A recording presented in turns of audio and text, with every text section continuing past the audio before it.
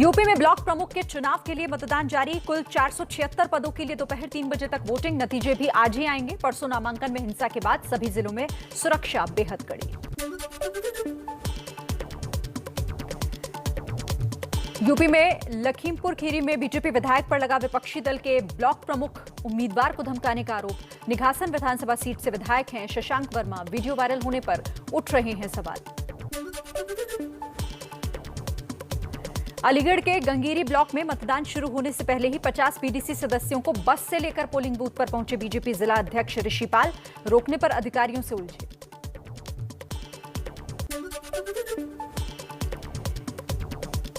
UP के सीतापुर में block प्रमुख चुनाव के लिए तगड़ी सुरक्षा। ड्रोन से उपद्रवियों पर रखी जा रही है नजर।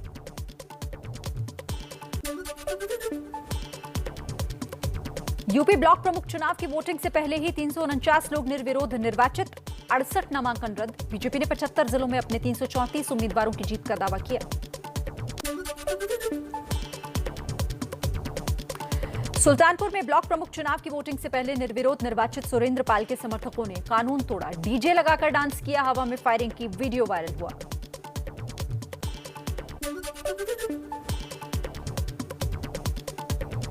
कासगंज में समाजवादी पार्टी के नेता देवेंद्र सिंह यादव की दबंगई। पार्टी उम्मीदवार को ब्लॉक प्रमुख चुनाव में हराने की कोशिश का आरोप लगाकर थाने का घेराव किया। इंस्पेक्टर को धमकाया।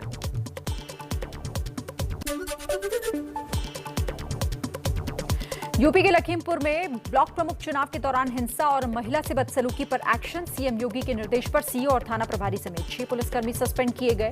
मामले में अब तक 2 की गिरफ्तारी।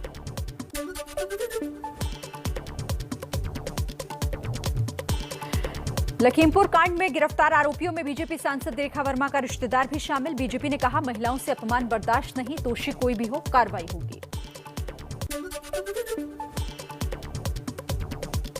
लखीमपुर कांड पर गरमाई सियासत। अखिलेश यादव ने कहा, एक बहन का अपमान हुआ। सीएम योगी के इशारे पर गुंडागर्दी का आरोप लगाया। प्रियंका गांधी बोली, यूपी में लोकतंत्र का चीरहरण।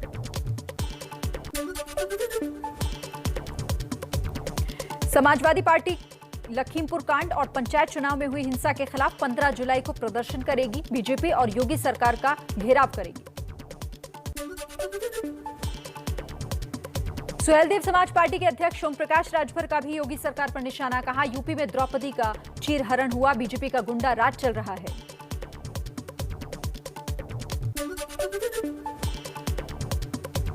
यूपी में चुनावी माहौल के बीच चित्रकूट में आरएसएस के अखिल भारतीय प्रांत प्रचारकों की बैठक का दूसरा दिन। मोहन भागवत की अगुवाई में 13 जुलाई तक कई बड़े मुद्दों पर मंथन।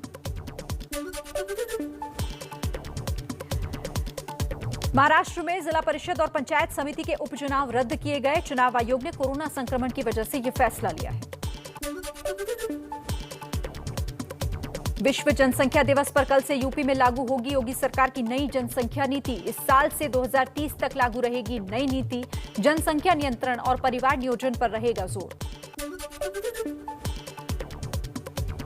यूपी में जनसंख्या नियंत्रण कानून लाने के लिए राज्य विधि आयोग ने ड्राफ्ट तैयार किया। ड्राफ्ट को वेबसाइट पर डाला गया। 19 जुलाई तक नागरिकों से सुझाव मांगे गए। हरियाणा के यमुनानगर में किसानों और पुलिस के बीच झड़प। परिवहन मंत्री मूलचंद शर्मा के कार्यक्रम में जाने की कोशिश कर रहे किसानों ने ट्रैक्टर से पुलिस की बैरिकेडिंग तोड़ी। मोदी सरकार के नए ऑफर के बावजूद किसान मानने को तैयार नहीं। राकेश टिकैत ने एबीपी न्यूज पर कहा, आंदोलन खत्म नहीं होगा। सरकारों से बिना शर्त बातचीत को तैयार। दिल्ली हाईकोर्ट ने अपने एक फैसले में देश में यूनिफॉर्म सिविल कोड यानी समान नागरिक संहिता की जरूरत बताई। कहा, धर्म जाति समुदाय से ऊपर उठ रहा है देश। दिल्ली हाईकोर्ट ने कहा, देश में समान नागरिक संहिता लागू करने का यह सही समय है। केंद्र इस दिशा में जरूरी कदम उठाए। तलाक के एक मामले पर सुनवाई के दौरान हाईकोर्ट ने टिप्पणी की। प्रधानमंत्री नरेंद्र मोदी 15 जुलाई को वाराणसी जा सकते हैं। रुद्राक्ष बिल्डिंग का उद्घाटन करेंगे। आज औपचारिक ऐलान मुमकिन।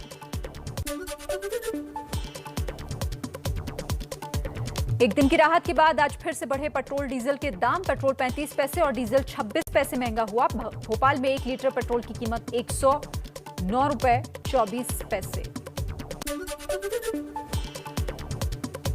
पेट्रोल डीजल की बढ़ती कीमतों के खिलाफ बंगाल में आज और कल टीएमसी का बड़ा विरोध प्रदर्शन। सीएम ममता केंद्र से कर रही हैं तेल से टैक्स घटाने की मांग। दिल्ली एनसीआर में 2 रुपए प्रति लीटर महंगा हुआ मदर डेयरी का दूध। नई दरें कल से लागू होंगी। देश में कोरोना के 42,766 नए मरीज सामने आए। 24 घंटे में संक्रमण से 1206 मरीजों की मौत। देश में अब तक 37 करोड़ से ज्यादा लोगों को लगी वैक्सीन की डोज। पूर्वोत्तर के राज्य त्रिपुरा में तेजी से फैल रहा है कोरोना का डेल्टा प्लस वेरिएंट। जांच के लिए भेजे गए नमूनों में 90% डेल्टा प्लस का संक्रमण मिला। पश्चिम त्रिपुरा जिले में हालात काफी गंभीर। कोरोना के बीच केरल में जीका वायरस का खतरा। केरल में 13 स्वास्थ्य कर्मियों समेत 14 लोगों में जीका वायरस की पुष्टि हुई है। केंद्र सरकार अलर्ट पर, विशेषज्ञों की टीम केरल भेजी। यूपी में कोरोना वायरस के कप्पा वेरिएंट के 2 मामले मिले। सरकार के आधिकारिक बयान में कहा, घबराने की बात नहीं, वायरस पर पूरी नजर है। यूपी में कप्पा वेरिएंट के 2 मरीज मिलने को लेकर केंद्रीय स्वास्थ्य मंत्रालय का बयान। कहा, कप्पा वेरिएंट ऑफ कंसर्न नहीं बल्कि वेरिएंट ऑफ इंटरेस्ट है।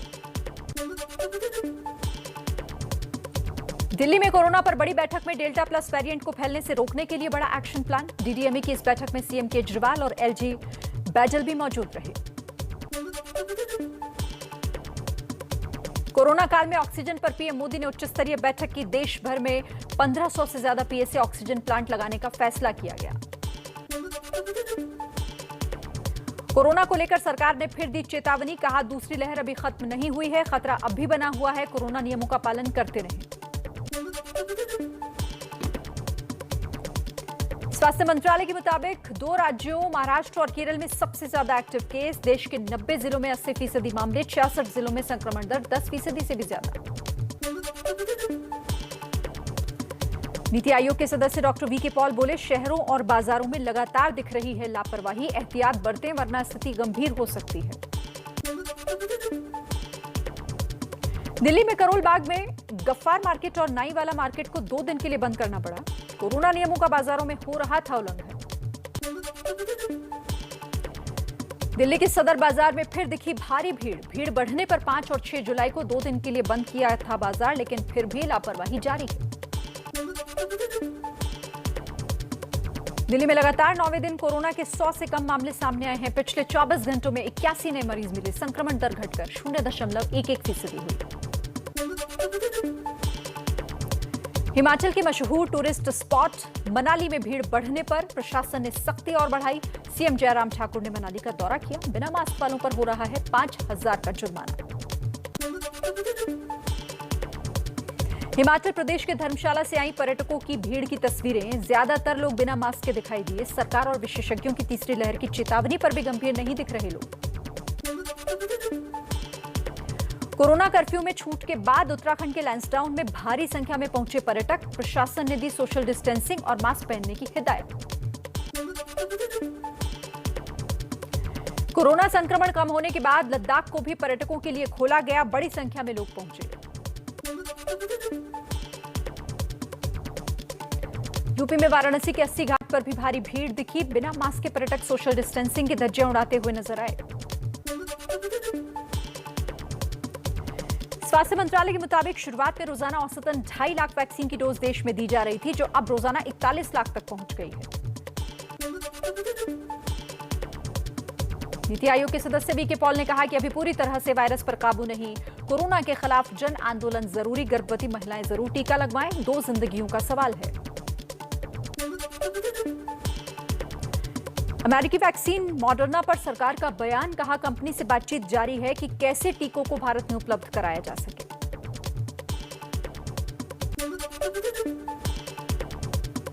जायडस कैडिला ने अपने फेज 3 ट्रायल का डेटा डीसीजीआई के पास जमा किया। समीक्षा जारी। बच्चों पर भी किया गया ट्रायल। डेटा भरोसेमंद रहा तो फिर मंजूरी मिलेगी। वैक्सीन का स्टॉक ना होने से मुंबई में आज भी नहीं लग रहा टीका। कल भी बंद रहे थे सरकारी और बीएमसी वैक्सीनेशन सेंटर।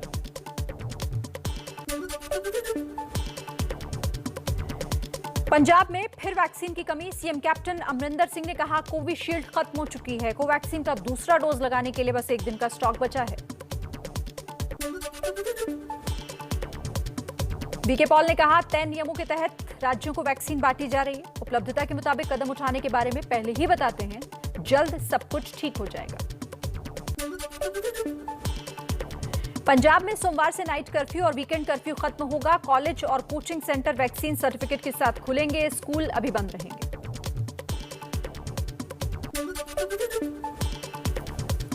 हरियाणा में 16 जुलाई से 9वीं से 12वीं तक के स्कूल खुलेंगे। 23 जुलाई से 6ठी से 8वीं तक के स्कूल खोले जाएंगे। अभिभावकों की अनुमति के बाद ही स्कूल आ सकेंगे छात्र। गुजरात में 15 जुलाई से कॉलेज खोलने की अनुमति। 12वीं की ऑफलाइन क्लास भी शुरू होंगी। छात्र माता पिता की मंजूरी के बाद कर सकेंगे क्लास।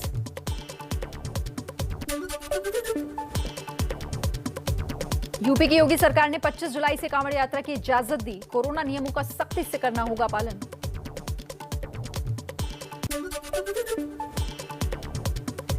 दिल्ली में पानी की किल्लत पर सियासत तेज। प्रदेश बीजेपी अध्यक्ष आदेश गुप्ता ने दी मंत्री सत्येंद्र जैन के घर का पानी का कनेक्शन काटने की चेतावनी। बोले, टैंकर माफियाओं के साथ दिल्ली सरकार की मिलीभगत है। गृह मंत्री अमित शाह आज से 3 दिन के गुजरात दौरे पर। कई योजनाओं का लोकार्पण करेंगे। 12 जुलाई को जगन्नाथ मंदिर में होने वाली मंगला आरती में भी शामिल होंगे। चिराग पासवान को दिल्ली हाईकोर्ट से झटका। चाचा पशुपति पारस को संसदीय दल के नेता चुनने के लोकसभा स्पीकर के फैसले के खिलाफ दी याचिका, जो कि खारिज हो गई। कोर्ट ने कहा, सदन से जुड़े हुए फैसले स्पीकर ले सकते हैं। बिहार के अल्पसंख्यक कल्याण मंत्री जमा खान ने अपने पूर्वजों को बताया हिंदू। कहा, धर्मांतरण के बाद कबूला इस्लाम। आरजेडी ने जेडीयू पर उठाए सवाल। बिहार में लालू की पार्टी के प्रदेश अध्यक्ष जगदानंद सिंह का इस्तीफा। स्वास्थ्य कारणों का हवाला दिया, लेकिन सूत्रों के मुताबिक लालू के बेटे तेज प्रताप की वजह से नाराज चल रहे थे। केंद्रीय मंत्रिमंडल विस्तार के बाद जेडीयू में हलचल तेज। मंत्री नहीं बनाए गए जेडीयू सांसद ललन सिंह उपेंद्र कुशवाहा से मिले। विपक्ष ने आरसीपी के मंत्री बनने को जातिवाद बताया। महाराष्ट्र में फडणवीस के कार्यकाल में हुई फोन टैपिंग की जांच कराएगी उद्धव सरकार। 3 सदस्यीय उच्च स्तरीय कमेटी गठित की गई। कांग्रेस नेता नाना पटोले ने लगाया था फोन टैपिंग का आरोप। महाराष्ट्र के वसूली कांड में सचिन वाजे से आज पूछताछ करेगी ईडी। अभी तलोजा जेल में बर्खास्त पुलिस अधिकारी वाजे बंद है। इस मामले में अनिल देशमुख के खिलाफ पहले ही दर्ज हुआ है केस। यूपी के धर्मांतरण मामले में आरोपी उमर गौतम को इलाहाबाद हाईकोर्ट से झटका। मीडिया रिपोर्टिंग पर रोक से इनकार। कहा, बिना किसी ठोस सबूत मीडिया को रिपोर्टिंग करने से नहीं रोक सकते। पाकिस्तान से आए 6 हिंदू शरणार्थियों को मिली भारत की नागरिकता। एमपी के इंदौर में राज्य के गृह मंत्री नरोत्तम मिश्रा ने दिया प्रमाण पत्र। परिसीमन आयोग का बड़ा ऐलान। जम्मू कश्मीर में विधानसभा की 7 सीटें बढ़ेंगी। मुख्य चुनाव आयुक्त सुशील चंद्रा बोले, मार्च 2022 में पूरी होगी प्रक्रिया। यूपी के पूर्व सीएम कल्याण सिंह की तबीयत में लगातार सुधार। पीएम मोदी ने फोन पर सेहत की जानकारी ली। लखनऊ के संजय गांधी पीजीआई में चल रहा है कल्याण सिंह का इलाज। गुरुवार को योगी ने पहुंचकर जाना था हाल। हिमाचल के पूर्व सीएम वीरभद्र सिंह का आज शिमला के रामपुर में दोपहर 3 बजे होगा अंतिम संस्कार। पद्म महल में पार्थिव शरीर रखा। सुबह 8 से दोपहर 2 बजे तक अंतिम दर्शन। छत्तीसगढ़ के सीएम भूपेश बघेल भी आज वीरभद्र सिंह के अंतिम संस्कार में शामिल होंगे। कल ही शिमला पहुंचे 6 बार सीएम रहे वीरभद्र का गुरुवार सुबह हुआ था निधन। यूपी के बस्ती में अनुशासन तोड़ने पर एक ही थाने के 15 पुलिसकर्मियों को सस्पेंड कर दिया गया। लाइन हाजिर थानेदार का विदाई जुलूस निकालने का आरोप है। यूपी के गोरखपुर में साइबर अपराधियों ने एसएसपी दिनेश कुमार प्रभु का नकली फेसबुक और ट्विटर अकाउंट बनाया। थाने में शिकायत के बाद आरोपियों की तलाश शुरू की गई। महाराष्ट्र के चंद्रपुर में शराबबंदी खत्म होते ही बार मालिक ने मंत्री विजय वडेट्टीवार की फोटो की आरती उतारी। बार में लगाई मंत्री की तस्वीर।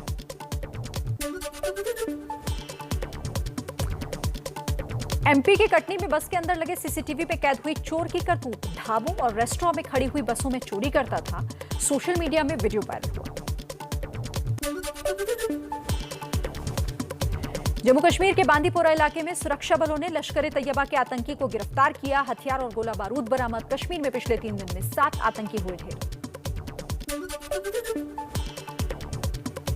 अयोध्या में दर्दनाक हादसा। सरयू नदी में डूबने से 6 लोगों की मौत, 3 को बचाया गया। अब भी 3 लापता हैं। गुप्तार घाट पर स्नान के दौरान एक ही परिवार के 12 लोग डूबे थे।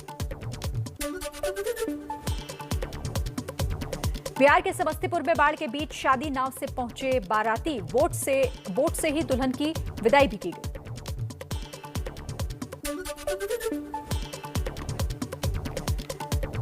बिहार के पश्चिम चंपारण में कई नदियों में उफान। रामनगर तौलहा में 5 करोड़ की लागत से बन रहा पुल उद्घाटन से पहले ही धंसा।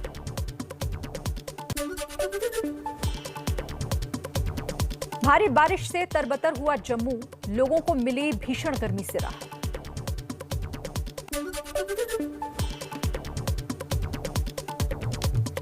मुंबई में आज भारी बारिश का अलर्ट। कल रात हुई बारिश से कई इलाकों में भरा पानी। गर्मी और उमस से परेशान दिल्ली वालों के लिए एक अच्छी खबर। मानसून के आज दिल्ली पहुंचने का अनुमान। 15 जुलाई तक होगी बारिश। कर्नाटक में रूठा मानसून। शिमोगा के मशहूर जोग वाटरफॉल में कम हो गया है पानी। मौसम विभाग के मुताबिक कल से प्रदेश के कई हिस्सों में बारिश रफ्तार पकड़ सकती है। जम्मू कश्मीर के पुंछ में कोरोना कंट्रोल होने के बाद प्रशासन ने वॉलीबॉल कोचिंग कैंप शुरू करने की इजाजत दे दी है। बड़ी संख्या में ट्रेनिंग लेने के लिए युवा जुट रहे हैं। तमिलनाडु के मदुरई में छात्र ने बैटरी से चलने वाली ई साइकिल बनाई। एक बार चार्ज होने पर 50 किलोमीटर की दूरी तक साइकिल चल सकती है।